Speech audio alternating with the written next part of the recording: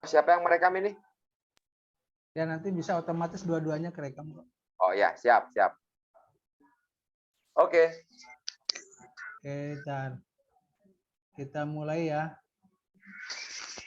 Bismillahirrahmanirrahim. Assalamualaikum warahmatullahi wabarakatuh. Selamat malam,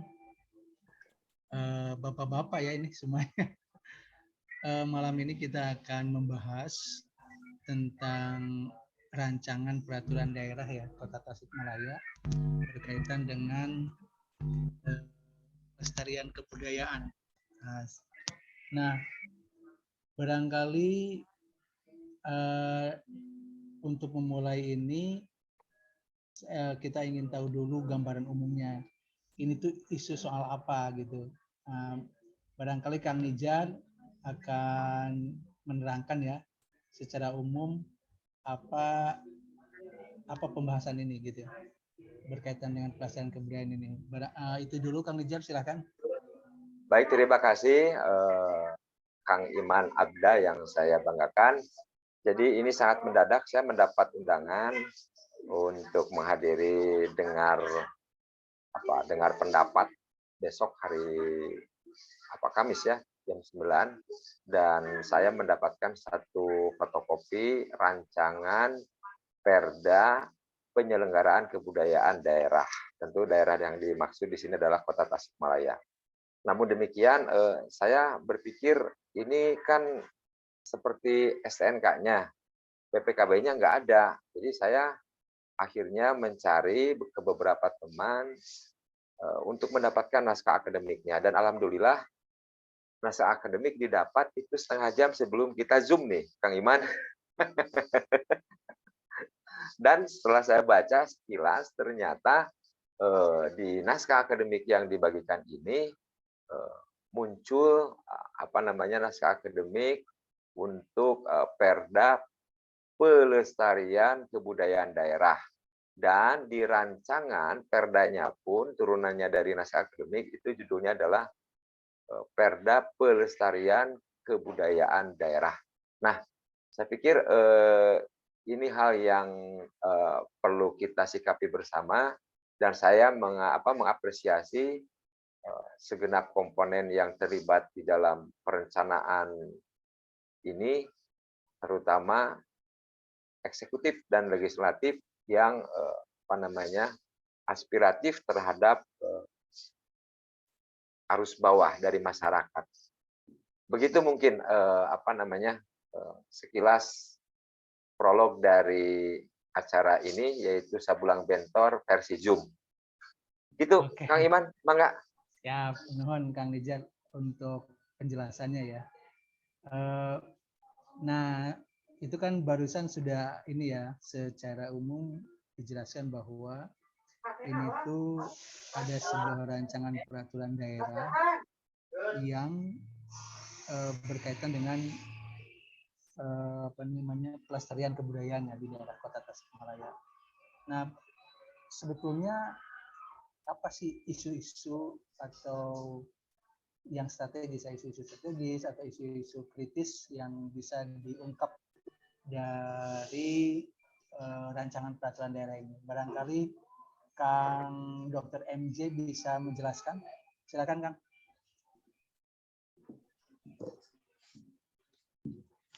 Halo. Baik, Kang. terima kasih Kang Iman Abdurrahman ya. Siap. Ya, enggak.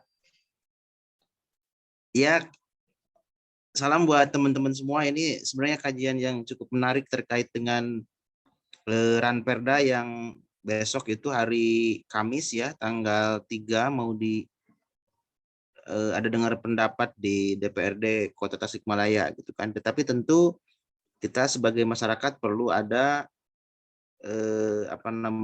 pembangunan wacana yang lebih dalam terkait dengan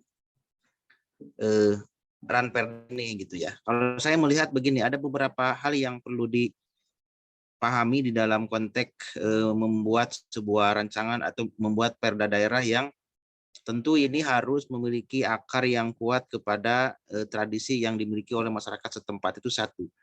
Artinya aspek-aspek sosiologis juga perlu dipotret, tetapi juga nanti implementasi dari itu perlu diterapkan secara baik gitu kan.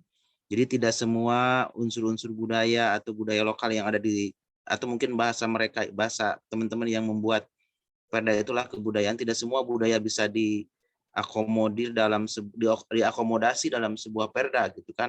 Tentu ini harus ada spesifikasi khusus untuk kelokalan gitu kan.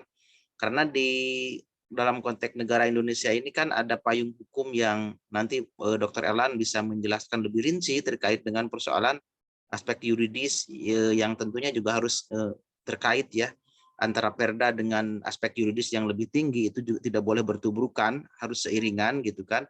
Dan tentu saja ini perlu pengkajian yang lebih dalam, itu satu. Yang kedua adalah terkait dengan saya melihat di naskah akademik yang dibagikan atau yang ada itu, saya melihat ada inkonsistensi dari dari para perancang pembuat perda ini gitu kan. Pertama, kalau di naskah akademik itu namanya pelestarian kebudayaan, tetapi di rancangan perda yang dibagikan di dalam undangan itu lebih kepada pemajuan kebudayaan gitu. Karena ini yang mana gitu kan yang mau dipakai, apakah memang Penyelenggaraan. mau Koreksi dok, pelestarian penyelenggaraan. kebudayaan atau mau Penyelenggaraan, dok. penyelenggaraan, sorry, bukan pemajuan, penyelenggaraan kebudayaan. Nah, kalau misalnya konteksnya penyelenggaraan, berarti kan Kota Tasikmalaya atau stakeholder yang ada di Tasikmalaya lebih kepada teknis gitu kan.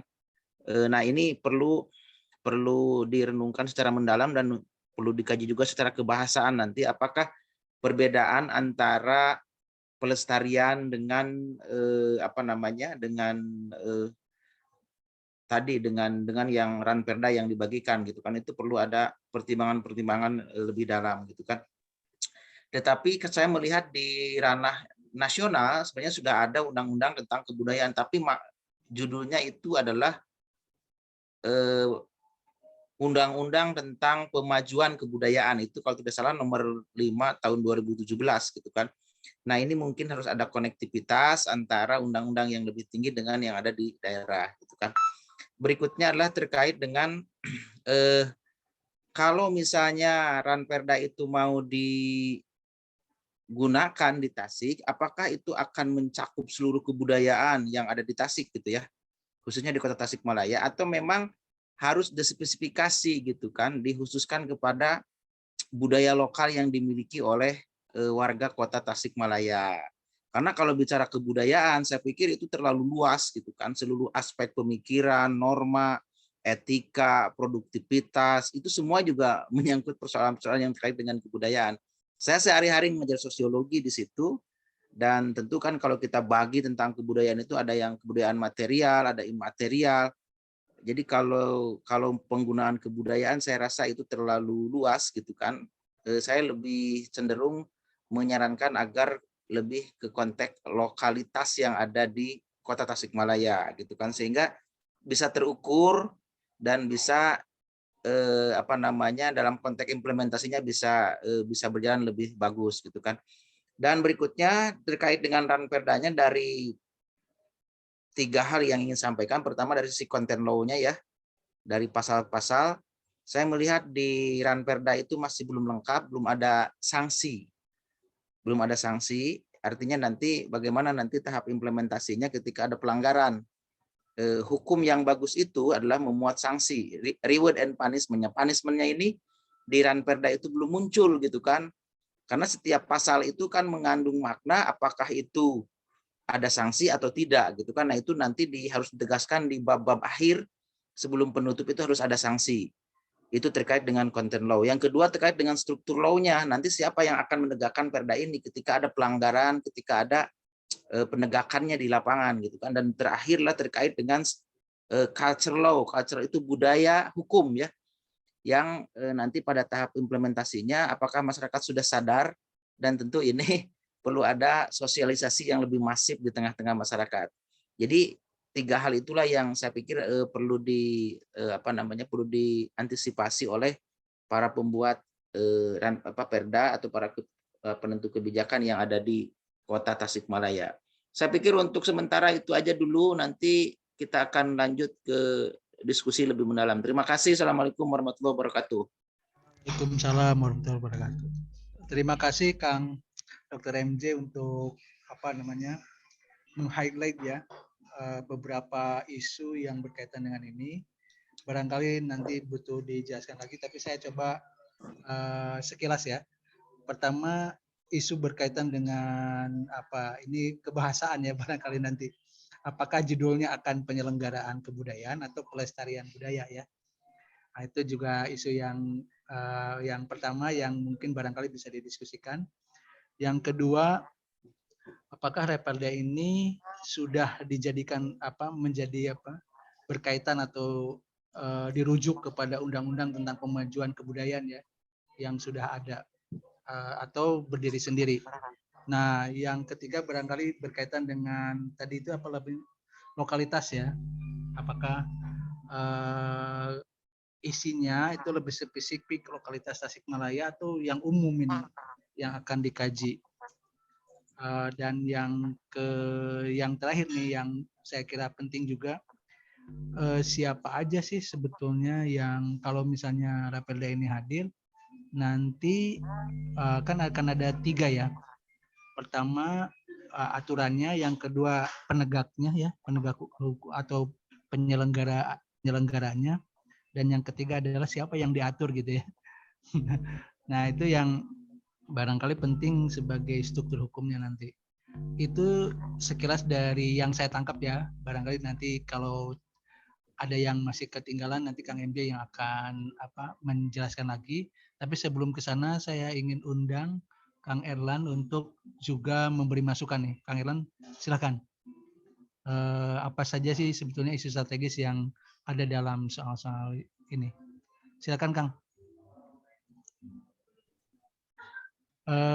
Masih mute ya atau ininya dibuka dulu, Kang? Jelas nggak ininya? Suara saya Kang Nijar jelas nggak? Tes. Ya, jelas. Udah. Oh, udah. Atur sadayana informasinya menarik ya. Ya, suara saya bisa Saya dengar. tes. Tapi agak kekeresekan. Oke, langsung aja. Suara saya bisa didengar kan? Agak kurang jelas sih kalau di saya, tapi nggak tahu Kang Nijar sama Kang MJ jelas Coba nggak? Pak Erlan Kang cari. Nijar, Kang Maulana. Jelas. Oke, sekarang jelas.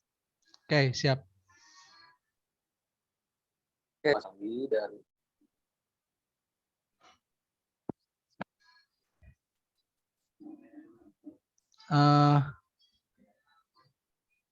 Oke, suara saya jelas? Oke, ya, jelas. jelas. Oke, jelas. siap. Halo. Silakan Kang. Siap.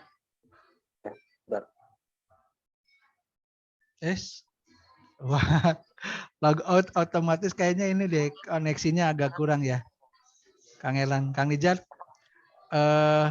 atau tadi Pak Dokter Maulana gimana mau masuk ke aspek mana dulu nih? Apakah kebahasaan dulu dari judulnya dulu gitu akan dibahas? Kang Nijar silakan. Oh iya, baik. Terima kasih sambil menunggu Kang Erlan ya untuk lebih mencari tempat yang stabil internetnya. Kalau saya sederhana saja, tadi persoalan apa namanya judul Ranperda. Sip. Ya, sudah. Oke. Ya udah kita lanjut ya, Kang Erlan dulu ya. Silakan Kang. Ya. Kang Nijar nanti tunggu dulu ya, silakan. Atur nuhun Pak Ngolomna, ini Kang Nijar ngerjain saya. Juga atas informasinya menarik sekali, tapi sebelumnya saya mau disclaimer terlebih dahulu ya. Saya tidak cukup waktu untuk menganalisis tadi dapat naskah ranperdanya ya, karena berupa foto dan posisinya zigzag gitu, cukup pusing. Meskipun saya sempat mengkomparasi dengan beberapa daerah, Ciamis, Kudus, Solo dan sebagainya lah, ada beberapa. Dan di grup juga saya sampaikan ini sebelum ke sana harusnya ke naskah akademiknya dulu. Pertama, apa yang disampaikan oleh Kang Maulana itu saya sepakat ya.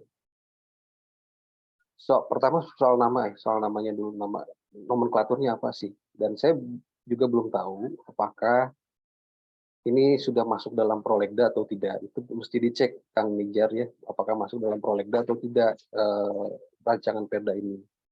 Karena kalau sudah masuk prolegda, biasanya nomenklatur itu pasti, apakah tadi istilahnya apapun itu ya, penyelenggaraan lah atau pemajuan lah dan sebagainya.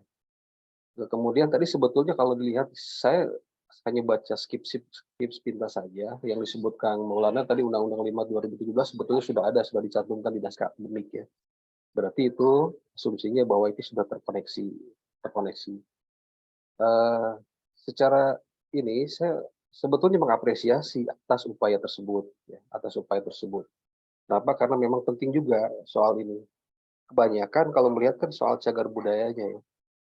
Kalau apapun nanti sebetulnya di naskah akademik kan sudah ada jangkauan arah pengaturan dan sebagainya. Bahwa betul tadi catatannya, nah saya belum bisa pastikan juga apakah memang perlu ada sanksi di sana atau tidak gitu. Memang yang bisa membuat sanksi itu adalah undang-undang dan perda sependek yang saya tahu gitu. Tetapi prinsipnya ini spirit yang bagus sebetulnya untuk melestarikan kebudayaan, bahwa apa saja kan itu sudah terdefinisikan, harus didefinisikan ya. Ya bisa dilihatlah di bab 1-nya ketentuan umum definisinya apa saja di situ. Kemudian yang saya lihat tadi ada daftar yang tabel itu kan itu bagi saya udah cukup informasi yang cukup bagus ya untuk melestarikan itu. Hanya tadi saya baca sepintas, ini perlu dikonfirmasi lagi. Ada pasal yang sepertinya gitu ya, individu diperbolehkan gitu untuk merawat semacam cagar budaya ya yang itu kemudian diberikan insentif. Nah ini mesti ditelaah lagi pasal itu, saya lupa pasal berapa gitu ya. Ketika daerah-daerah lain, Ciamis juga banyak lah. Tadi saya komparasikan Ciamis, Sumedang, Kota Bandung, kemudian Kudus, Surakarta, semua umumnya sama lah. Apalagi tugas pemerintah daerah pasti rata-rata yang saya lihat itu sama, redaksinya seperti itu, gitu ya, seperti itu. Tetapi ini ya kalau masalah konten kan itu diatur, makanya penting terlebih dahulu untuk mengkaji naskah akademiknya terlebih dahulu.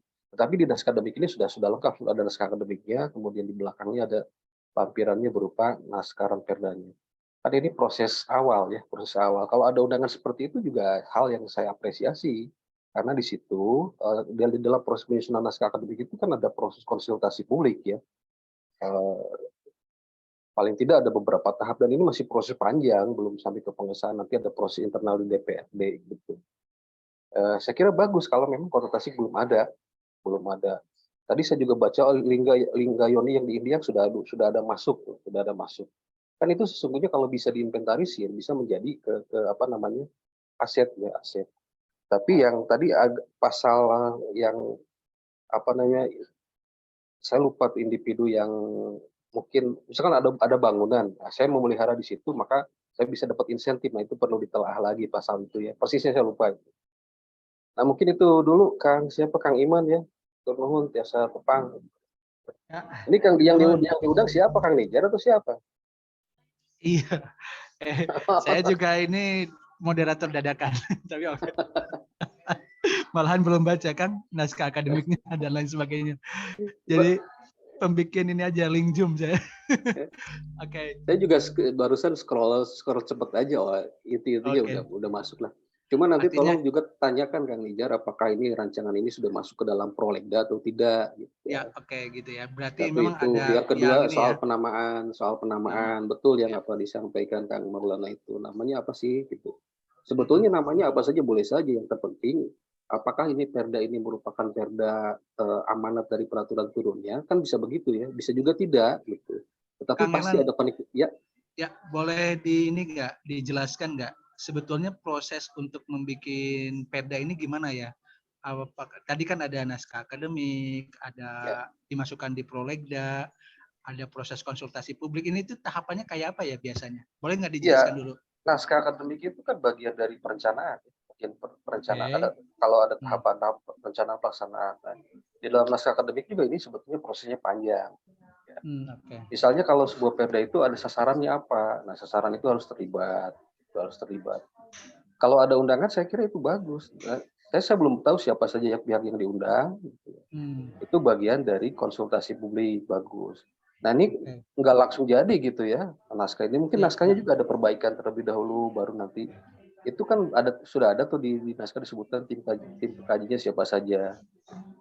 Lalu nanti baru masuk ke proses politiknya di DPRD seperti apa. Cuma satu hal saja yang saya belum tahu, apakah ini sudah masuk prolegda atau tidak. Gitu ya. Oke. Tapi Jadi kalau sudah ada naskah akademik ya Mm-mm. bagus, saya kira prosesnya. Bahkan naskah Nah, akademiknya dikonsultasikan publikan dulu. Yang ya sekurang-kurangnya ada sependek yang saya tahu ya ada 2 tahap lah proses konsultasi publik itu pada proses naskah akademiknya.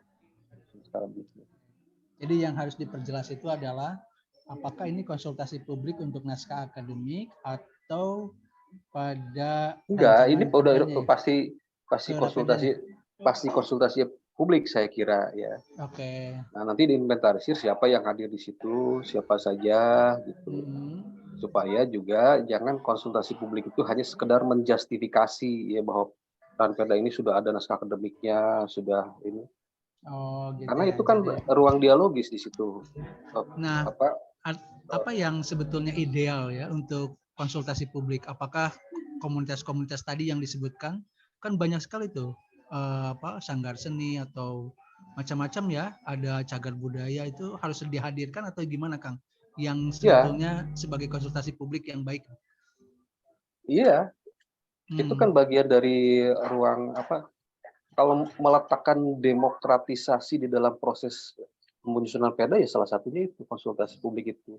Siapa saja tadi yang relevan, yang tentu saya kira para budayawan juga perlu dilibatkan gitu ya. Yang relevan dengan itu siapa nih sasarannya nanti yang diatur gitu. Terus nanti pelaksananya siapa? Bahkan tadi Kang Maulana menanyakan karena tidak ada sanksi ya, karena tidak ada sanksi. Iya. Karena tidak sanksi.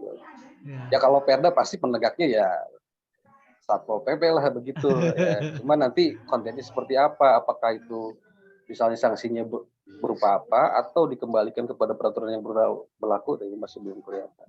Oke. Jadi ini ada Jadi prinsipnya bagus kalau menurut saya Kang untuk paling tidak ya sederhananya untuk menginventarisir aset. Iya. Bahwa nanti apa saja yang masuk ke situ, nah, itu harus terdefinisikan di dalam baik naskah akademiknya, ya kan naskah akademik ini kan ini alasan ilmiah kenapa perda itu dibuat. Ya, sebuah perda dibuat untuk mengintervensi persoalan yang terjadi di masyarakat kan begitu. Ya. Ini berarti si Raperda ini sebetulnya harus dibayangkan juga sebagai satu peraturan yang dia akan bertahan berapa lama ya Kang biasanya kalau peraturan kayak gini. Karena kan kalau misalnya sekarang baru dibikin artinya masalahnya baru muncul sekarang ya. Saya nggak tahu masalah kebudayaan di Tasik apa ya. Apakah tadi masalah utamanya memang tidak kayak banyak komunitas-komunitas seni yang terabaikan atau apa itu sebetulnya masalah utamanya ya sehingga butuh Raperda ini. Ya. Boleh siapa aja? Nah, ya silakan Kang. Siapa nih? Kang Elan dulu terus kemudian Kang Nijar ya, terus kemudian Kang MJ. Silakan Kang Elan. Ya, saya kira di dalam proses itu ketika melibatkan pihak-pihak yang terkait yang relevan penting untuk dihadirkan. Ya. Nah, kenapa naskah akademik ini penting? Kan naskah akademik yang berkualitas akan menghasilkan perda yang baik atau perda yang baik itu lahir dari sebuah naskah akademik yang berkualitas. Karena ke belakang itu banyak daerah yang membuat perda-perda tanpa naskah akademik. Ya, berarti kalau di konteks ini berarti dalam tanda petik sudah selesai lah. Tinggal ya kontennya saja di situ ada ruang diskusi gitu. Jadi sebagai sebuah proses dokumen naskah akademik ini penting ya kehadirannya ya, untuk membuat peraturan daerah. Oke, Kang Nijar boleh nanggapin tentang seberapa penting ini dari sisi perda ya peraturan daerahnya. Baik, terima kasih Kang Iman. Jadi saya sih sederhana saja. Kalau kita ingin meletakkan suatu bangunan dan membuat bangunan itu menjadi memiliki makna atau kita sebut branding, maka biasanya kan harus ada visi dan misi. Visi sesuatu yang diimajikan ke depan, dan misi apa yang kita buat untuk sampai ke imaji di depan, pandangan ke depan tersebut. Nah, soal visi ini yang kemudian bisa dikonstruksi dalam bentuk preskriptif dan bisa dikonstruksi dalam bentuk deskriptif. Entahlah mungkin di dalam bahasa hukum seperti apa. Nah, sederhananya saya bertanya begini, hal apa yang mendesak sehingga perda ini diperlukan? Gitu. Apakah satu, itu karena tinjauannya deskriptif di lapangan, seperti tadi Kang Iman berkata, banyak kelompok, misalkan kelompok seni tradisi yang hilang dan sebagainya. Jadi maksudnya naskah akademik itu kan sebuah kegiatan keilmuan, penelitian, dan sejauh mana penelitian itu menyasar objek-objeknya, sehingga memutuskan bahwa diperlukan satu perangkat hukum untuk menjadi solusi, atau di dalam bahasa naskah akademik kan berarti simpulan dan saran atau rekomendasi. Nah, satu itu. Nah, yang mungkin yang kedua adalah justru preskriptif. Artinya ini adalah sebuah desain dari yang diidealkan dari, boleh jadi ini adalah para pemikirnya yang ideal, tetapi belum tentu itu nyantol dengan kenyataan di lapangan. Meskipun tadi sudah disebutkan ada undang-undang pemajuan yang asumsinya bahwa, dan semua juga sepakat bahwa kesenian tradisi yang identik dengan identitas sebuah komunitas, misalkan di sini komunitas Sunda, Sundanya adalah Sunda Priangan Timur, Priangan Timurnya adalah Tasikmalaya, Tasikmalayanya adalah kota, jadi kan graduasinya kan jelas. Nah, seperti apa? Apa bedanya misalkan kesenian seni tradisi yang ada di kota dengan di kabupaten? Pertanyaan sederhana misalkan kalau misalkan itu adalah benda, jelas. Misalkan cagar budaya. Cagar budaya di kota makam X yang tidak akan ada di kabupaten. Misal ya. Terus misal yang benda, tadi ada di sana tercantum kelom gelis, payung gelis dan sebagainya. Itu kan definitif ya, jelas. Nah, artinya memang hal apa, sekali lagi yang bagi saya ya, yang berarti secara filosofis kita bisa mengidentifikasi hal apa yang menyebabkan perda ini mesti, karena nanti akan berhubungan dengan implementasinya. Itu Kang Iman, kalau menurut saya lepas dari penamaan ya, yang nanti akan ada konsekuensinya, apakah itu penyelenggaraan kebudayaan atau pelestarian kebudayaan atau malah pemajuan kebudayaan. Oke, terima kasih Saya Kang pikir Nijar. itu dulu kalau menurut saya. Siap. Artinya ini ya, sebetulnya penting untuk tadi gitu ya, bahwa ada situasi kebudayaan itu ada yang bentuknya memang terlihat langsung, atau kalau disebut di data-data yang di naskah akademik saya sekilas baca juga itu misalnya komunitas-komunitas budaya gitu ya, atau cagar budaya, atau juga ada yang jenisnya itu peristiwa ya, festival apa gitu. Jadi ada 3 jenis tuh yang menurut saya dijadikan data, dijadikan rujukan oleh naskah akademik. Pentingnya ada nanti perda ya, peraturan daerah tentang kebudayaan di Kota Tasikmalaya ini. Oke, Kang Iman sebentar ya. Ya, Kang Iman, gimana? sebentar ya. Misal begini ya, Tasikmalaya itu tercatat sebagai satu titik dari jalur rempah yang itu kemudian menyebabkan para kolonial itu masuk ke Nusantara. Nah, Tasik itu punya warisan tradisi rempah yang kuat. eh, akan lebih akan lebih terukur, implementasinya jelas, ketika misalkan Perda itu spesifik. Misalkan Tasik ingin membuat ikon sebagai kota rempah, kopi, tembakau dan sebagainya. Jadi jelas gitu loh maksudnya. Oke, jadi ini ya, itu meluaskan lagi ya arti kebudayaan yang tadi sebetulnya apakah butuh didefinisikan yang disebut dengan kebudayaan di Kota Tasik itu seperti apa, atau ya arti yang sangat luas itu semua hal bisa jadi kebudayaan. Nah, barangkali untuk ini Kang Dr. MJ ya, silakan. Nanti Kang Dudi juga sudah hadir ya, tapi sebelum Kang Dudi, silakan Kang MJ. Oke, baik. Terima kasih Kang Iman. Saya ingin kembali ke naskah akademik yang didapat oleh saya ini ya. Ini di halaman 11 ya, bab 2. Ini ada satu kajian teoritis dan praktik empiris pelestarian kebudayaan daerah. Jadi di naskah akademiknya itu kajian teoritis dan praktik empiris pelestarian kebudayaan daerah. Dan di sub-subnya itu pertama itu kajian teoritis pelestarian kebudayaan daerah, sub 1 itu pengertian pelestarian. Tapi di naskah Ranperdanya kan tadi saya udah bilang di naskah Ranperdanya itu menjadi penyelenggaraan gitu kan, artinya kan harus ada naskah akademik baru sebenarnya.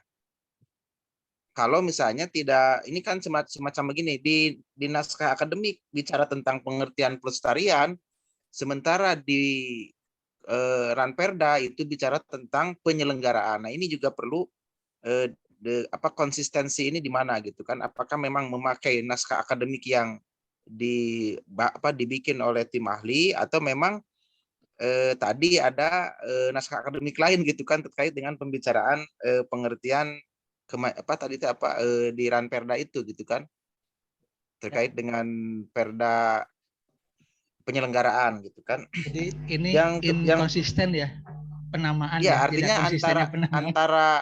antara Ranperda dengan naskah akademik itu belum match gitu kan. Di naskah akademik bicara tentang pelestarian, di Ranperda bicara tentang penyelenggaraan. Nah, ini titik temunya di mana gitu kan. Naskah akademik ini sudah bagus sebenarnya gitu kan, tapi praktiknya ketika diterapkan dalam rancangan peraturan daerah yang diberikan gitu kan, itu menjadi penyelenggaraan. Nah, ini juga menurut saya agak sedikit gimana gitu, itu perlu dibahas secara mendalam. Nah, kalau terkait dengan pengertian kebudayaan ini ada di sub 212 ini di naskah akademik, ini juga sudah sangat bagus gitu kan, ada pengertian kebudayaan secara etimologi, kemudian secara epistemologi dan macam-macam gitu ya. Nah, tetapi kalau saya melihat misalnya kalau hanya sebatas mengambil makna dari atau pengertian atau definisi dari kebudayaan itu kan tadi itu sangat luas sekali. Tindakan manusia itu bagian dari kebudayaan, pemikiran manusia juga bagian dari kebudayaan. Nah, yang diatur itu kan apa gitu kan, yang ada di Tasikmalaya itu perlu ada lokalisir yang khusus gitu ya. Jangan sampai semua persoalan terkait dengan kebudayaan itu mau diatur. Kalau begitu berarti kan ruhnya itu ruh undang-undang bukan perda gitu kan. Sudah ada undang-undangnya di atas yang tahun 2017 ya. Oke lah, kalau undang-undang pasti bicara skala nasional gitu kan, karena skupnya nanti akan diturunkan ke daerah-daerah gitu. Nah, kalau kita bicara tentang Tasik berarti apa yang ada di Tasik terkait dengan kebudayaan itu gitu kan, atau mungkin tadi persoalan-persoalan yang terkait dengan pelestarian. Kalau saya sepakatnya pelestarian gitu kan, karena di naskah akademiknya adalah pelestarian gitu kan. Nah, itu di pengertian kebudayaan. Lalu berikutnya adalah di naskah akademik itu terkait dengan unsur-unsur kebudayaan. Saya di kampus ini sangat akrab dengan bahkan kemarin saya bikin buku yang terbaru di dasar-dasar sosiologi itu, saya memasukkan juga 7 unsur kebudayaan kan. Yang pertama kan di sini juga sudah ada nih 7 unsur kebudayaan terkait dengan sistem religi, agama ya. Yang kedua sistem organisasi kemasyarakatan, sistem pengetahuan, bahasa, kesenian, mata pencaharian, dan sistem teknologi. Nah, apakah memang yang unsur-unsur kebudayaan ini juga akan masuk di dalam konteks ranperdanya itu gitu kan. Nah, bicara agama misalnya kan juga agama bagian dari kebudayaan kalau dalam perspektif sosiologi gitu kan. Nah, bagaimana pengaturannya? Apakah ada pasal yang mengatur itu gitu kan? Yang kedua juga terkait dengan sistem dan organisasi kemasyarakatan. Itu juga bagian dari unsur kebudayaan. Berikutnya adalah bahasa. Mungkin di undang-undang yang tadi yang tahun 2017 juga disebutkan kan ada bahasa tutur dan macam-macam gitu kan. Nah, apakah Perda juga akan mencakup seluruh itu gitu kan? Kalau begitu ya saya pikir tadi terlalu luas gitu ya kalau jangkauan Perdanya seperti undang-undang gitu kan. Kalau saya sih melihat unsur-unsur kebudayaan juga ini sudah sangat banyak ya, ada 7 unsur itu. Lalu berikutnya adalah terkait dengan wujud kan. Tadi sudah kita bicara wujud kebudayaan itu ada yang abstrak ya, seperti pikiran, norma dan aturan itu kan bersifat abstrak ya. Lalu yang kedua ada yang bersifat material atau tidak abstrak gitu kan, wujud kebudayaan yang kita bisa lihat, bisa raba. Nah, mungkin gitu kan teman-teman di Kota Tasikmalaya ini terkait dengan wujud kebudayaan yang bersifat material gitu kan, tetapi itu juga perlu didefinisikan kebudayaan material mana yang perlu diatur itu gitu ya di dalam konteks kehidupan masyarakat Tasik gitu supaya tidak kemana-mana gitu ya. Nah untuk sementara patokan saya tetap rujukannya ke naskah akademik yang dibuat oleh teman-teman dan saya pikir itu sudah sangat holistik. Tinggal bagaimana konsistensi menuangkannya dalam rancangan peraturan daerah. Jangan di naskah akademiknya A, kemudian di ranperdanya bicara B gitu kan. Nah ini juga jadi Tidak ya ini sesuai, ya. perlu didiskusikan secara mendalam itu Kang Irman. Oke, nuhun untuk ininya ya penjelasannya Kang. Saya sedikit masuk, Kang Ilman. Ya silakan Kang Erlang. Ya,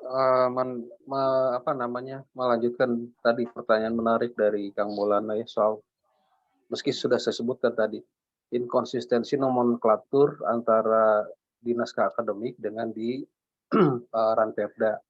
Titik temunya di mana ya? Titik temunya di Prolegda. Maka saya titip pertanyaan juga ke Kang Nijar, apakah ini masuk Prolegda atau tidak? Gitu ya. Karena Perda ini ada Perda yang diamanatkan oleh peraturan di atasnya, ada yang tidak dan keduanya boleh. Jadi titik temunya di sana. Maka nama itulah yang dipakai harusnya. Gitu ya. Betul ini tidak konsisten namanya dan tidak mungkin tidak konsisten. Gitu.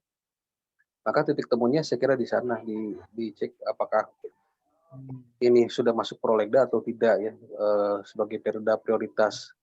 Saya juga belum tahu Prolegda Tasik itu untuk tahun ini ada beberapa banyak Perda yang harus dibuat. Kemudian Perda apa saja? Ya, apakah ini termasuk yang harus dibuat atau tidak? Gitu. Itu aja. Oke, terima kasih Kang Randia. Jadi ini ya sisi yang kalau sudah masuk di Prolegda artinya nama itu yang disodorkan ya. Mau itu namanya nanti pelestarian kebudayaan atau penyelenggaraan kebudayaan. Kalau Prolegda menyebutkan pelestarian budaya berarti nama itu yang akan dibahas begitu ya Kang ya? Ya, okay. Kira-kira. Ini ada Kang Dudi. Kang Dudi bisa monitoring? Kang ya, Dudi? siap sebentar. Akan ngasih komentar tidak? Ngasih komen berkaitan dengan ini? Oh iya, tambahan sedikit Kang. Ini sebetulnya ya, di naskah akademik itu banyak yang sudah diinventarisir ya. Dari komunitas, ada event, kemudian ada cagar budaya, udah diinventarisir karena memang datanya dari dinas itu. Cuma yang tadi saya belum lihat tuh, yang disebut Kang Nijar, kalau nggak masuk yang ada silat, calung, segala macam termasuk SST masuk tuh ke dalam yang diinventarisir gitu ya. Itu komunitas ya? Ya komunitas, ada cagar budaya. Barangkali ada produk gitu ya. Nah itu produk yang semacam batik itu masuk di apa ya? Di cagar budaya atau di apa? Itu saya kan bukan komunitas pasti ya. Kalau batik, kalau gelis. Gitu. Ada juga di situ belum juga terakomodir tuh yang budaya-budaya yang ada di pesantren. Karena kan tadi kalau bicara ada unsur, Kang yang kasidah itu lebana tuh kasidah. Bukan masuk yang model begini. Di pesantren ada budaya sorogan, ada budaya ngaji gitu kan. Iya, jadi luas. Sekolah agama, kemana-mana. kemudian. Sekolah kemana-mana. Ya tadi sistem religi itu kan yang dimaksud. Barangkali perujukannya dari sana.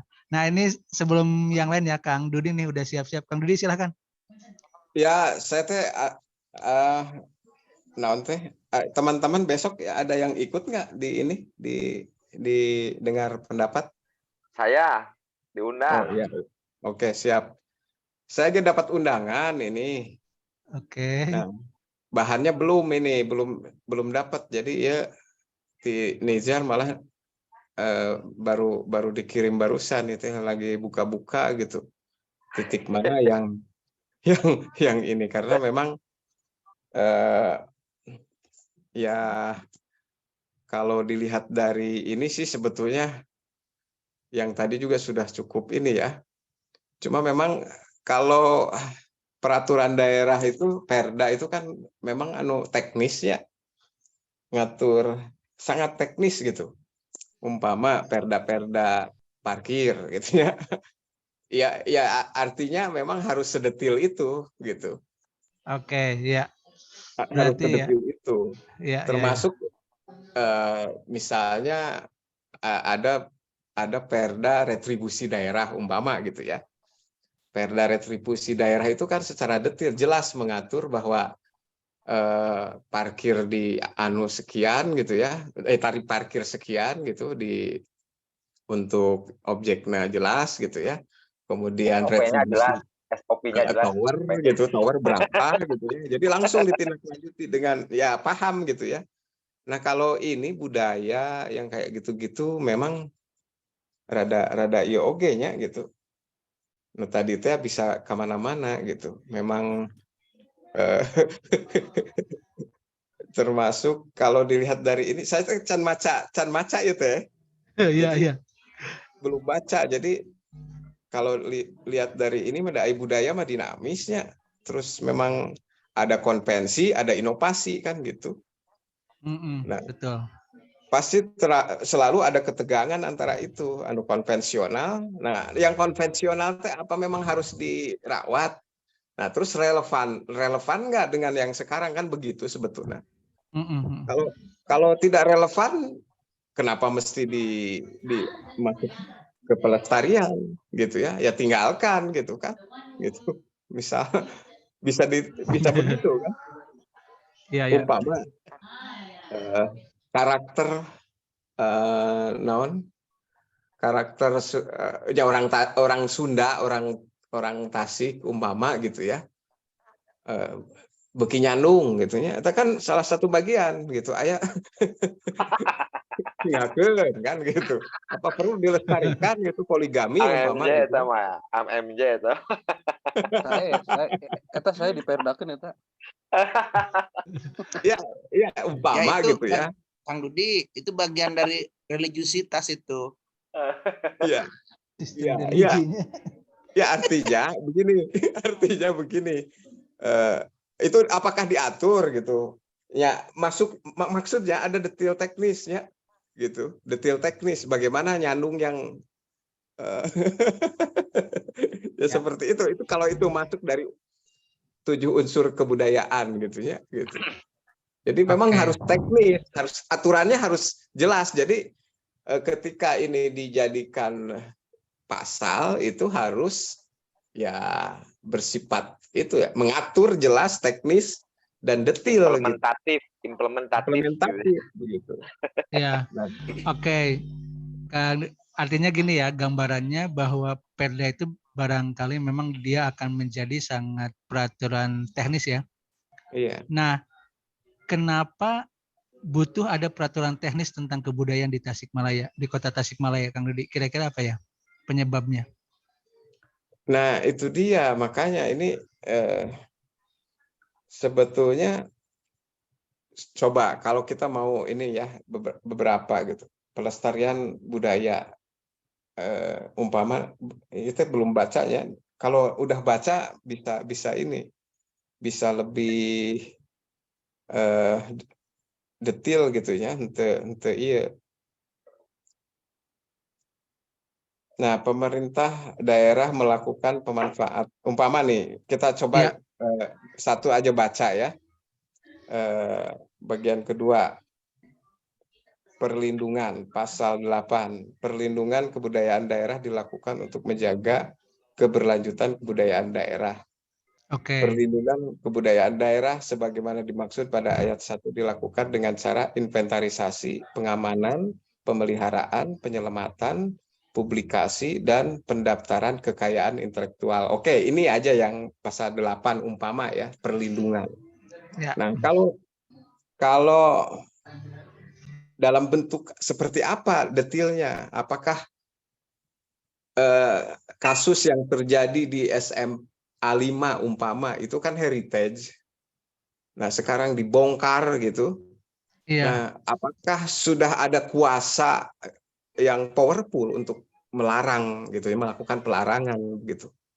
Nah, ini kan juga terus Lingga dan Yoni di mana di terminal di kawasan Indihiyang dikepung ku bangunan-bangunan tinggal seonggok tinggal digusur gitu. Nah, eta kumaha gitu detailnya. Jadi kudu jelas gitu. Turunan teknisnya ya, turunan teknisnya. Turunan teknisnya harus seperti apa, Kak? Seperti apa gitu. Nah, eta dibikin semacam jadi semacam apa ya? Daftar yang dilarang gitu ya. Oke lah, masuk ini dilarang, kudu dilindungi, dilarang, diganti, dirubah. Tapi bagaimana kasus ini kan terjadi di SMA 5 umpama gitu ya, sekolah dibongkar tuh gitu. Padahal itu Ini tiba-tiba hilang nih si Kang Dudi. Oke, barangkali tadi poinnya adalah di peraturan teknis ini butuh juga adanya siapa badan atau penyelenggaranya ya. Atau kalau ini teh yang bertanggung jawabnya teh saha itu lembagana naon? Apakah Dinas Pendidikan, Dinas Kebudayaan, atau ada lembaga khusus independen, misalnya kayak kalau di tingkat pusat kan KPK, ada apalagi KPI, ada komisi-komisi gitu ya. Nah, saya nggak tahu Ya kan, di daerah apakah ada ya kan, semacam lembaga apa ya gitu. Iya, silakan Kang ya, Ijal. ya kan kalau misalkan di Aceh kan ada polisi syariah gitu kan. Nah, jadi maksudnya memang saya begini aja meneruskan dari tadi yang Kang Dudi, saya menangkapnya begini, bahwa apa namanya, kalau misalkan Perda ini kita anggap sebagai sebuah visi pandangan ke depan, nah pandangan ke depannya ini apakah dia berorientasi romantis, artinya kan pemajuan, pelestarian nantinya begitu. Kalau visi ke depan ini untuk Tasik dalam bidang budaya ini adalah progresif, berarti penyelenggaraan nantinya. Nampaknya dengan kata penyelenggaraan ingin ke progresif dari sekarang ke depan. Mungkin begitu sih. Ini mah penafsiran saya, Kang Iman. Atau tadi penyelenggaraan itu lebih ke karena masalahnya teknis, ya siapa yang nyelenggarain. Tapi ada pertanyaan, penyelenggara itu siapa? Apakah Pemda Kota Tasikmalaya atau dinas terkait atau badan khusus, badan independen? Nah, itu kan belum terjawab tuh. Di Rapperda ada nggak yang misalnya barangkali karena tidak ada sanksi tadi juga karena tidak jelas siapa yang menyelenggarakan, siapa yang bertanggung jawab untuk urusan-urusan ini. Ya, gimana? Ya, silakan kan Kang. Kalau mohon maaf nih, kalau bicara penyelenggaraan kan di naskah akademiknya pelestarian. Jadi tidak dibahas di situ siapa yang menyelenggarakan, apa yang diselenggarakan gitu. Nah, itu dia. Makanya Gini Kang, saya masuk ya, Kang. Kalau saya melihat silakan. Perda ini sepintas tadi saya ada pasal yang pemerintah daerah berkewajiban bla bla bla. Ini sebetulnya kalau yang saya tangkap ya sepintas itu lebih mendorong pemerintah daerah mengambil peran di situ. Karena memang urusan kebudayaan itu urusan pemerintahan sebetulnya. Kan nanti Oke, jadi Pemda ya. Terkait ya Pemda. Cuma kalau di yang lain sebetulnya lebih ke cagar budayanya ya. Fokus di cagar budaya sehingga tidak meluas. Oke. Ada timnya dan sebagainya. Jadi ada ini ya, kalau Pemda yang menjadi penyelenggaranya yang bertanggung jawab, artinya sebetulnya data-data tadi itu bagian dari kan ada yang datanya dari Dinas Pendidikan ya, dan Dinas Pariwisata, kalau nggak salah itu ada dari Dinas Kebudayaan. Nah, ini kan artinya ada berbagai macam ini ya, badan ya yang terlibat. Bagaimana model koordinasinya ya? Siapa yang punya wewenang penuh gitu ya untuk tadi, karena mungkin barangkali tidak ada sanksi itu karena tidak ada kejelasan siapa yang akan melakukan ini gitu. Kalau Pemda yang melakukannya, nah dia bisa memberi sanksi apa ya Pemda kepada komunitas atau dirinya sendiri gitu. Itu kan juga ada beberapa ini ya. Saya nggak tahu sih ininya apa. Kan menurut saya kalau ada peraturan berarti peraturan itu untuk satu situasi ya, apa stakeholder atau orang-orang ya. Adanya peraturan itu kan untuk orang-orang yang terlibat di dalamnya. Nah, siapa yang diatur dan siapa yang mengatur itu menurut saya penting juga untuk dijelaskan di sini. Barangkali ada masukan, Kang. Ini kita loncat dari tadi ya, dari urusan penamaan, urusan ini masuk ke struktur hukum. Barangkali itu. Silakan. Ya, begini, Kang Iman, Kang Iman. Iman. Iya, Saya Kang MJ dulu, Kang Nijar. Ya, silakan. Silakan Kang MJ, Kang Maulana. Ya, jadi gini, sebenarnya kan pemilik sah dari kebudayaan itu adalah masyarakat itu sendiri. Oke. Nah, itu satu. Cuman persoalannya adalah apa yang mau diatur dari persoalan kebudayaan itu. Betul tadi kata Kang Iman itu. Jadi titik tekannya itu apa yang mau diaturnya gitu. Tetapi kalau semua unsur kebudayaan masuk dalam Perda, saya rasa itu agak mustahil gitu ya. Dan tadi juga Kang Dudi juga menyinggung seperti itu gitu kan. Iya, Jadi ini kan masalah pemilik sah dari kebudayaan yang ada di dalam masyarakat itu sendiri, maka pemerintah masuk ke situ gitu kan.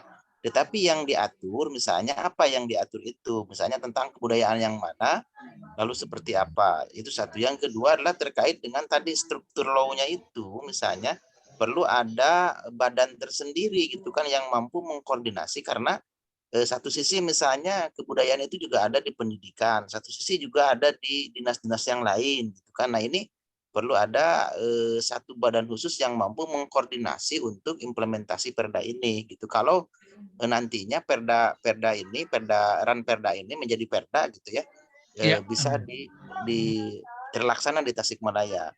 Dan catatan saya adalah yang namanya Perda itu pertama harus terukur, yang kedua harus bisa diimplementasikan, artinya implementatif. Jangan mengulang kasus Perda syariah yang dulu pernah dilakukan di Kota Tasik gitu kan. Kemudian berubah menjadi Perda tata nilai yang sampai hari ini juga nggak jelas itu ininya, implementasinya gitu kan. Ketika proses pelaksanaannya di lapangan misalnya terkait ini contoh ya, kasus tata nilai, orang nggak pakai pakaian yang atau apa gitu ya. gitu kan. Nah, itu siapa yang mau nangkapnya gitu. Iya, benar. Nah, jangan sampai kita bikin Perda tapi pada tahap implementasinya malah jadi kacau, jadi chaos di tengah masyarakat gitu, seperti itu. Iya. Oke, kalau gitu ya berarti ini ke struktur hukum. Oke, Kang Nijar silakan. Saya jadi lupa lagi. Ini soalnya untuk memperjelas ya posisi Raperda ini gimana gitu. Jadi butuh juga diperjelas di struktur hukum. Ya, itu saja sih kalau menurut saya tadi sih tekannya hal apa yang membuat ini penting untuk digolkan Perda ini. Walaupun di sana di naskah akademik ada landasan filosofis, sosiologis, dan yuridis. Terus yang kedua, ketika ini penting, apakah ini preskriptif atau deskriptif? Apakah ini memang cetak biru dari pemerintah atau DPR inisiatifnya, atau dari sekelompok masyarakat yang sebetulnya di masyarakat sendiri tidak nyantol gitu loh. Tidak ada hubungannya. Itu preskriptif. Kalau deskriptif kan itu dari masyarakat, kemudian memang membutuhkan hal itu. jangan-jangan ini tidak dibutuhkan di masyarakat kan itu. Ya, ada dua sih. Tidak dibutuhkan itu tidak tahu atau tidak ini itu kan soal sosialisasi juga. Iya. Iya kan, bisa jadi Iya. karena tidak tahu juga. Jadi gini, misalnya Mana ya? Ngawak-wak we kita tadi. Nah, juga itu langsung putus nyalira. Iya, makanya saya juga heran kenapa ngilang. Jadi kita udah ini. Oke, kalau ini tadi yang sisanya kita belum dengar ya. Dibalikin, diulang sedikit ya. Silakan. Saya mah ini yang Perda Aksara tadi masuk tuh. Ya, belum. Maksud baru terakhir menghilang tuh sampai ke ini apa teknis itu loh. Teknis ya. Terus kemudian apa ya gitulah. Ya kita belajar. Kalau saya sih secara umum ini ya halusnya aya Perda ieu teh artinya kan aya kesadaran meureunnya gitu. Ya mudah-mudahan jadi kesadaran kolektif gitu untuk menjaga nilai-nilai budaya lokal gitu khususnya gitu. Nah, tapi kita belajar dari Perda Jabar Aksara yang itu tahun 1999 tuh tentang aksara Sunda. Jadi saya barusan tuh bercerita tentang itu tentang itu ya. Soal aksara. Balik diulang yang itu belum. Iya, Perda Aksara Sunda. Ya jadi dibakukan bahwa kita punya aksara. Nah, itu kan detil, itu budaya kan? Budaya yang sangat detil gitu. Jadi aksara Sunda. Nah, udah itu buat aksara bakunya seperti ini. Ada standarisasi aksara Sunda kan begitu. Jadi itu perdanya. Nah, tapi setelah perda itu dibuat, sosialisasi jelas, continue begitu. Terus implementasinya juga tidak begitu. Malah sebetulnya dulu itu salah satunya kenapa ada pelang jalan aksara Sundanya di banyak kota lah ya jalan-jalannya. Kota. Dan tapi salah, hari tama lain aksara Sunda tapi aksara Jawa. Nah, saya protes waktu itu. Nah, hana caraka aksara Sunda ya. Nah, aksara Sunda mah kaganga ya, gitu kan gitu. Iya benar. Nah, jadi kan itu. Jadi geus salah kan tidinya kayak gitunya. Nah, terus diajarkan di sekolah, kan tidak semua sekolah mengajarkan. Terus ngajarkan di level mana? SD, SMP, SMA kan begitu detailnya gitu. Sebetulnya itu diwajibkan aksara Sunda diajarkan. Sebagai ini gitu, ya, muatan lokal berarti ya. Muatan lokal kayak begitu gitu ya.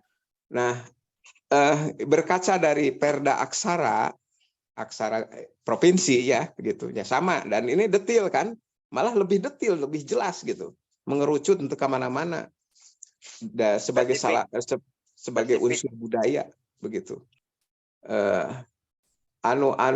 Kudu nama setelah lahir aksara Perda Aksara teh di Jawa Barat khususnya eta di sepanjang jalan teh ngaran-ngaran toko kawas di Jepang, di Cina, di Korea gitunya, di mana makai aksara di India gitu kan, diparake gitu kan, tidak begitu.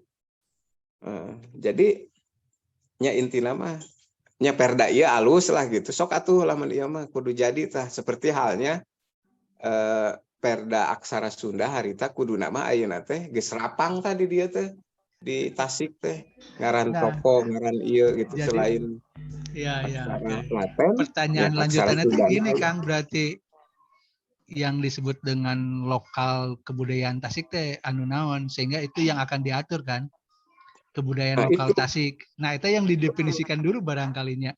Ya, itu dia, lebih detail gitu. Karena gitu. Kalau itu dia tidak dijawab, berarti kebudayaan yang umum, itu ya umum pisan. Kernaon gitu. Ya. Jadi harus jelas gitu. Ya, oke. Nah, barangkali yang lain, Kang Maulana. Iya, saya menangkap Kang Dudi, semangat untuk membuat peraturan daerah ini kita apresiasi sangat bagus ya. Tetapi juga kalau bahasa saya itu ulah segala dibawa gitu kan. Iya, iya gitu. Kudu spesifik. Jadi harus spesifik, misalnya gini, kalau di dalam konteks tadi naskah akademik pelestarian kebudayaan itu juga terlalu umum gitu ya, sangat umum banget. Masuk di dalam konteks tadi Ranperdanya menjadi penyelenggaraan juga menurut saya juga terlalu umum juga. Mestinya tadi betul kata Kang Iman, budaya yang mana atau seni yang mana yang kita mau atur nih gitu kan.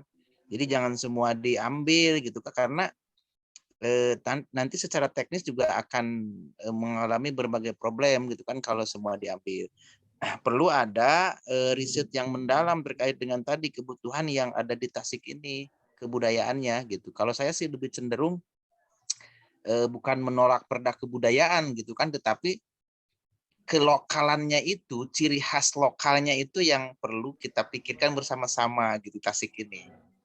Nah, supaya nanti ketika dibangun atau ketika ada di perda itu kita bisa sama-sama melaksanakannya. Kalau misalnya perdanya terlalu global gitu kan, saya pikir akan sulit dalam proses implementasinya gitu. Misalnya kalau di Tasik tadi misalnya kalau Kang Dudi bilang ada perda aksara, kenapa di Tasik misalnya tidak ada perda tentang X misalnya payung gelis atau misalnya kolom gelis atau hal-hal lain yang lebih bisa terukur dan bisa kita sama-sama bisa kita kontrol gitu kan, seperti itu Kang Iman.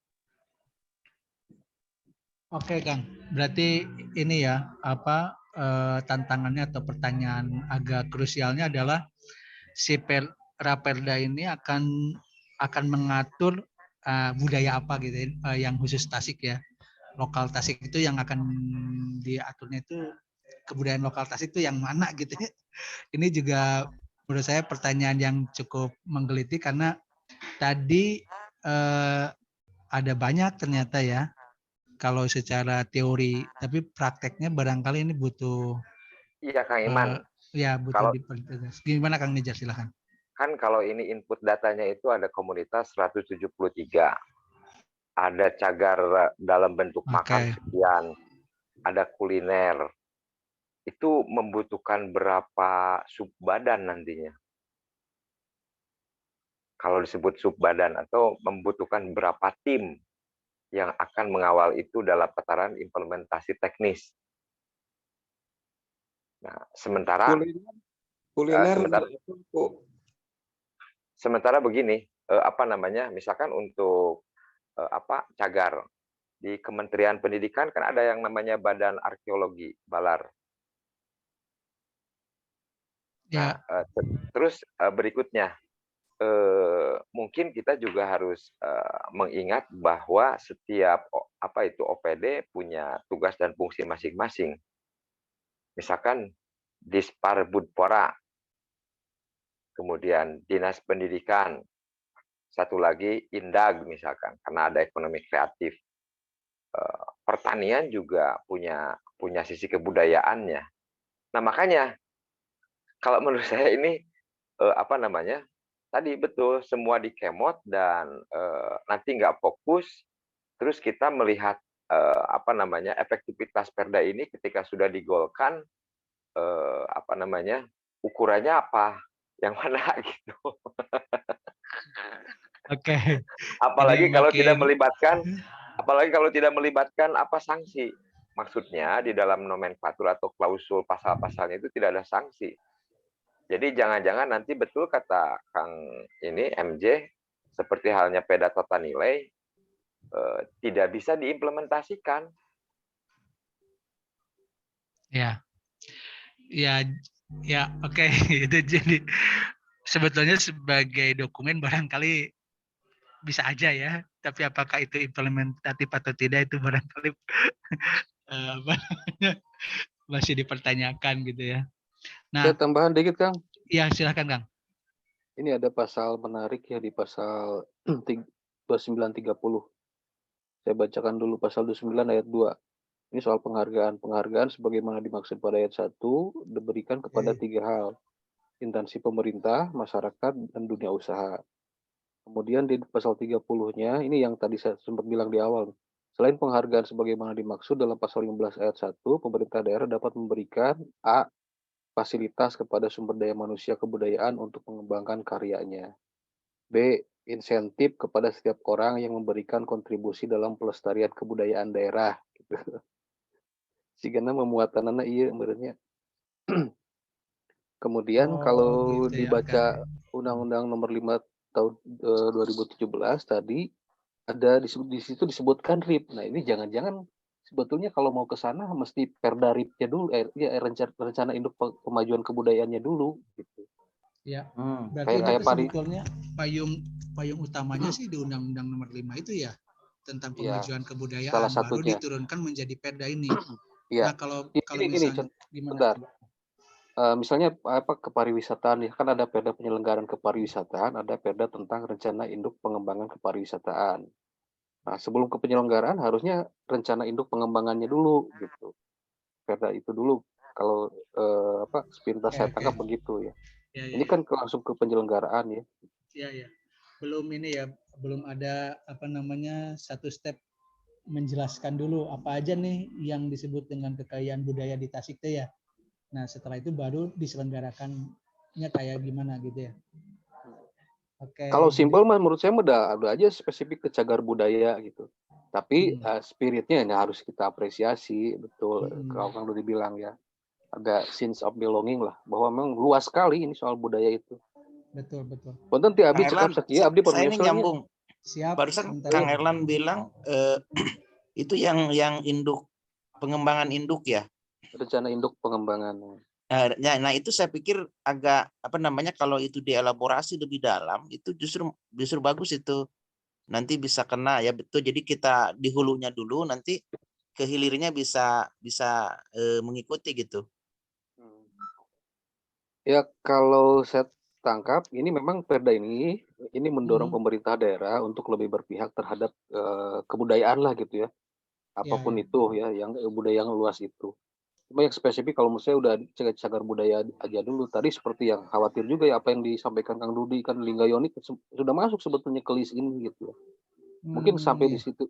Karena kebanyakan daerah sebetulnya lebih fokus ke cagar budayanya. Ya.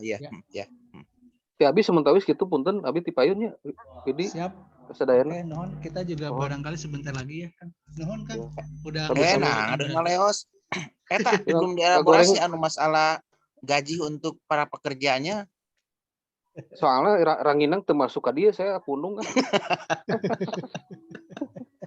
Assalamualaikum sadayana permios punten. Nggak ada. Ya, Nuhun. Oke. Mangga eta ranginang ku abdi jadikeun backsound. Jadi memang kalau misalnya si Perda ini, Raperda ya, rancangan ini turunan lah ya, turunan dari Undang-Undang Nomor 5 tentang pemajuan kebudayaan, maka memang nanti sebagai turunan tadi ada rencana induknya dulu yang penting ya. Itu tuh harus disesuaikan dulu dengan visi Kota Tasiknya. Kan kebudayaan nasionalnya mah udah jelas ya. Penting untuk bahwa kita mempunyai kekayaan budaya yang sangat berlimpah gitu lah ya. Nah, pertanyaannya itu untuk Kota Tasik barangkali tadi untuk menjawab yang disebut dengan kekayaan budaya di Kota Tasik itu apa aja. Nah, Kang Erlan tadi ngasih masukan cagar budaya dulu aja. Yang lain barangkali tadi boleh aja, tapi yang praktis barangkali ya. Nah, kalau dilihat dari tadi paparan beberapa pasalnya kan saya tangkap gitu bahwa si Raperda ini ingin ngelola gitu selain aset gitu selain kekayaan budaya di Tasik juga komunitas-komunitas penyelenggaranya ya orang-orangnya gitu.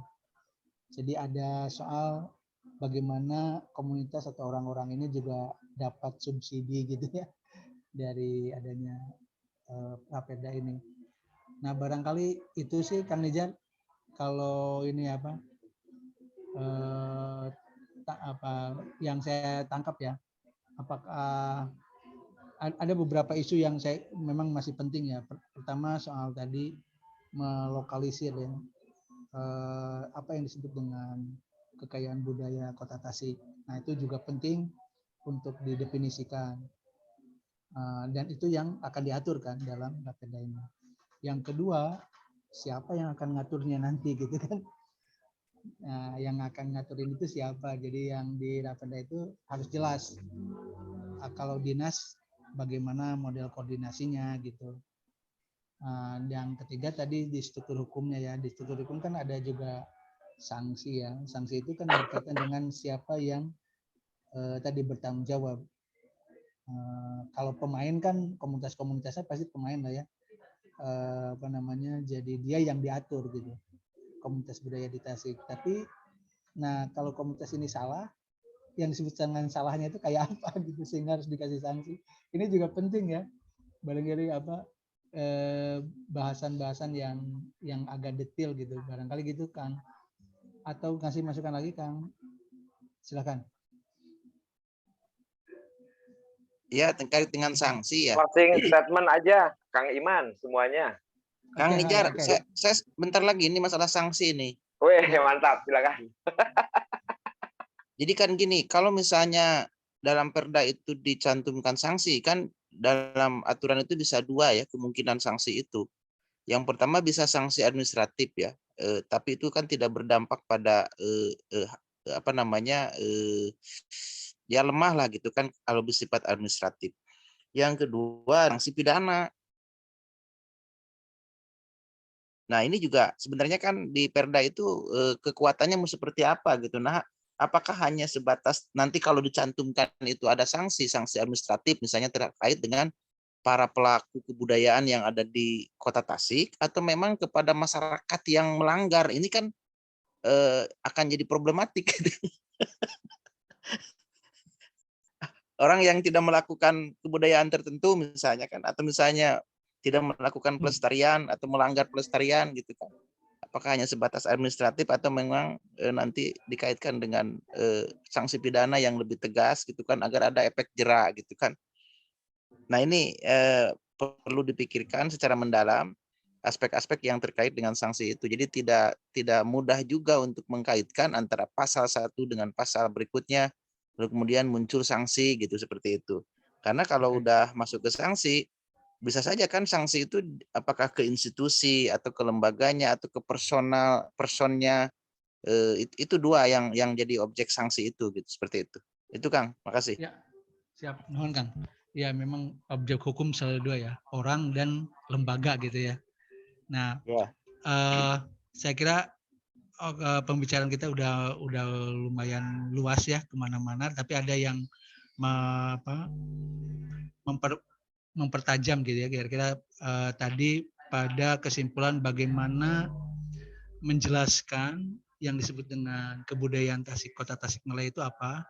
Itu barangkali di Rapeda itu butuh ada satu penjelasan itu. Yang kedua kan namanya peraturan ya, itu kan sebetulnya niatnya harusnya peraturan hukum apapun itu kan melindungi, mengembangkan, memanfaatkan dan melakukan pembinaan ya. Nah itu barangkali di soal kebudayaan juga hampir sama gitu ya. Ada soal pelindungannya, ada soal pengembangannya gitu-gitu.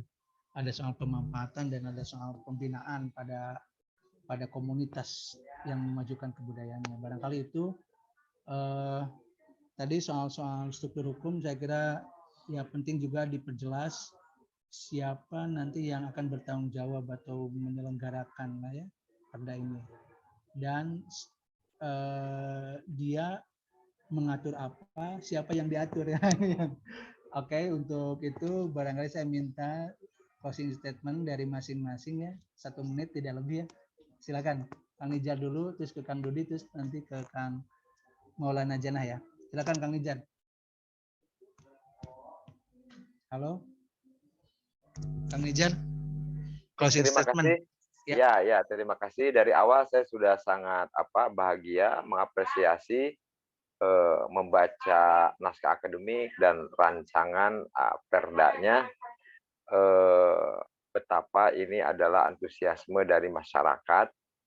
Namun pertanyaan saya, tadi yang paling utama itu apakah ini memang by design, preskriptif atau ini deskriptif gitulah. Itu yang paling utama karena apakah ini dibutuhkan atau tidak. Kalau dibutuhkan, misal nanti turunannya ke implementasinya. Karena ini terlalu umum, saya pikir tadi Kang Erlan udah bicara cagar budaya lebih spesifik dan terukur dan bisa dilihat keberhasilan capaiannya, keberhasilan atau tidaknya. Itu saja sih. Kalau saya sih setuju ya fokus pada satu unsur budaya itu. Oke. Ya. Ya, silakan Kang Dudi. Kang Nijang nuhun. Ya, Kang Dudi ya. masih memantau? Silakan. Halo, Kang Dudi. Halo, ya. Ya, ini closing statement Kang. Silakan. Sebetulnya senada dengan teman-teman ya mengapresiasi ada spirit lah begitu, keberpihakan ke budaya begitu ya. Tetapi yang jadi persoalan itu tadi apakah memang karena kita berkaca perda itu hampir semua perda itu tidak ada apa ya masyarakat gitunya sebetulnya sampai sekarang itu belum ini berapa ada berapa perda di Tasik gitunya kan belum. Kalau yang saya kan karena ada urusan sedikit jadi perda retribusi kan kayak gitu. Memang di sana kan jelas diatur gitu, teknis sangat detail begitu. Termasuk ya kalau tidak melanggar ya ada sanksinya dan kayak gitu-gitu dan itu harus ditebus, bisa denda dan lain-lain kan kayak gitu. Nah, apakah di sini juga karena memang belum detail ya, belum jelas ya, tidak bisa gitu. Itu saja sih sebetulnya. Dan berkaca ke perda yang sudah-sudahnya, seperti yang sudah sangat mengerucut, jelas gitu ya, aksara itu sampai sekarang juga tidak berjalan efektif kan begitu. Ya. Begitu. Okay. Siap. Nuhun Kang Dudi untuk ininya closing statement-nya. Sekarang Kang Maulana, silakan. Terima kasih Kang Iman. Untuk catatan saya di diskusi ini atau terkait dengan Ranperda yang besok akan disampaikan kepada masyarakat. Pertama dari sisi fokus ya dari Ranperda itu perlu fokus ke ke budaya yang khas di Kota Tasikmalaya. Yang kedua juga pemerintah perlu dengan stakeholder yang ada di Tasik perlu menyiapkan struktur law atau perangkat-perangkat hukum yang bisa menegakkan terkait dengan perda tersebut. Yang ketiga adalah perlu juga dipahami bahwa ketika membuat perda atau ranperda ini jangan sampai malah jadi membelit kepada diri kita sendiri gitu kan, yang tadinya kita punya niatan baik untuk menjaga, melestarikan, merawat kebudayaan, tetapi misalnya pada akhirnya kita akan jadi rigid dan bahkan juga tidak menutup kemungkinan bisa jadi penghalang bagi investor yang datang ke daerah kita di Kota Tasikmalaya. Semoga dengan perda ini sebenarnya saya punya harapan lahirnya perda ini bisa mensejahterakan masyarakat lebih kreatif, kesejahteraannya bisa terbangun, kemudian juga hubungan antar personal masyarakat juga semakin akrab dan lain sebagainya. Jadi saya sangat mengapresiasi lahirnya perda ini, tetapi juga harus dibarengi dengan kajian-kajian akademik yang lebih mantap, yang lebih komprehensif. Itu mungkin Kang. Terima kasih. Oke, terima kasih Kang Maulana Jana untuk tanggapannya. Saya kira itu Bapak Ibu dan teman-teman semuanya yang mendengarkan atau memantau ya diskusi Sabulang Bentor ini. Saya tidak akan menyimpulkan, tapi kira-kira semua peraturan kan dampaknya itu pasti kepada masyarakat ya, aturan itu. Nah, kalau masyarakatnya tidak tahu, tidak dikasih tahu gitu, barangkali juga ada masalah ya dengan peraturan yang kita. Saya setuju tadi Kang Dudi bilang bahwa ada banyak perda, tapi barangkali yang ngerti, yang tahu itu hanya sedikit orang ya. Nah, barangkali kalau urusan kebudayaan kayak gini melibatkan lagi lah ya. Ini tahapan kan kalau nggak salah ini konsultasi publik ya. Barangkali dalam tahap konsultasi publik itu memperbanyak orang lebih tahu tentang akan adanya peraturan ini, itu lebih baik ya kalau menurut saya bisa didiskusikan di kampus-kampus, komunitas-komunitas seni atau budaya gitu ya, dan di mana aja di Tasikmalaya. Saya kira itu teman-teman semuanya, selamat malam ya. Terima kasih. Wassalamualaikum warahmatullahi wabarakatuh. Waalaikumsalam warahmatullahi wabarakatuh. Kang Iman, Ya, gimana? Udah ya? rekaman anak, kumaha? Ya, nanti di ini rekamannya otomatis kalau sudah di end meeting. Nanti masuk di cloud, nanti aku share ya linknya. Ya, Kang Dudi. Ya, nuhun ya. Kang Dudi. Ya, Nun. Ya. nuhun ya. Nanti, Aku off juga ya. Ya, Nanti, yuk. Assalamualaikum. Waalaikumsalam.